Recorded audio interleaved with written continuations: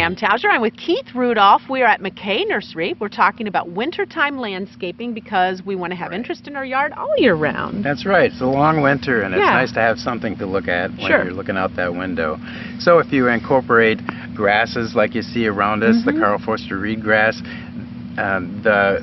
actually the plants I have right in back of me, the Cornus dogwood, has beautiful branches in the snow, great red twig branches. Sure, it's beautiful in the fall because it turns red, but then in the winter time against the snow, all the branches are bright red against the snow, and it really makes a big difference. Right behind you, there's also Cornus lutea that has yellow branches all the way through the winter as well. So same idea, it's yellow against the snow, and they don't, they stay that color all winter. All until spring, and they turn back into the greener color in spring. Yeah, pretty neat, especially in a grouping, right? If you have a group of them. Exactly, lots of good color that way too. Add some evergreen interest like your arborvitae or something like that, and you'll really have a nice warm feeling looking out the window instead of being cold and barren. Sure, and then there's berries. They stay red, right? Berries are fantastic. This one is a native ilex or a hollyberry, and so once all the leaves fall off of this, the berries will stay on the plant and continue to be red and brilliant all the way through the winter. Beautiful. So you can cut them and take them into the house for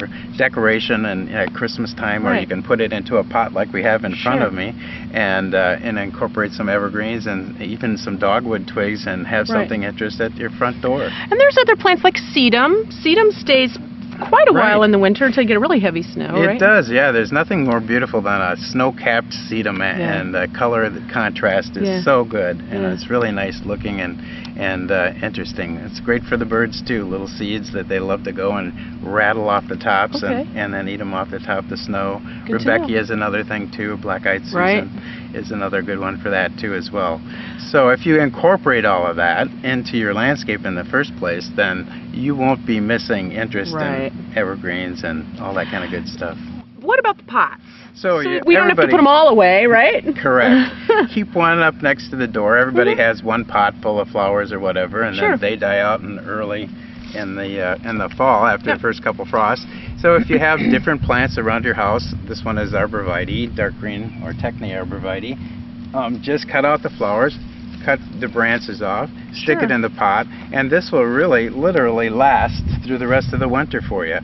You don't have to take the pot in, you have something attractive looking, and it really makes a nice look to the whole thing. These will just stay green even though they're cut off the... Yeah, you're cutting them very late into the fall, after Thanksgiving. Throw them in your pots before they're frozen solid, and they should be good to go. And the ones that I do really last until March, until you start getting that dried up heavy winds and it dries up and burns the evergreens a little bit.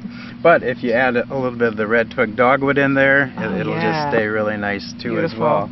There's also, like this one is a great one. This has some blue color to it. It has some berries as well. This is called a gray owl juniper. And just trimming some of that off of your shrubs and adding that to it gives it some good texture and color and interest, and then you just continue to go around the yard and do a little trimming on stuff. Find the great branches that are hanging too low and put them in a pot. Exactly. It almost makes you want it to snow. Yeah, it does. So okay, maybe it doesn't look that great. Everybody needs to trim a little bit anyway, right? And the white pine is also a nice texture difference too as well. Gives it a nice wispy look to it. So you should be able to, even in your old Christmas tree, you can add to that if you want to after that, if you can get it in the pot. That's beautiful. Yeah, it just makes a nice looking statement.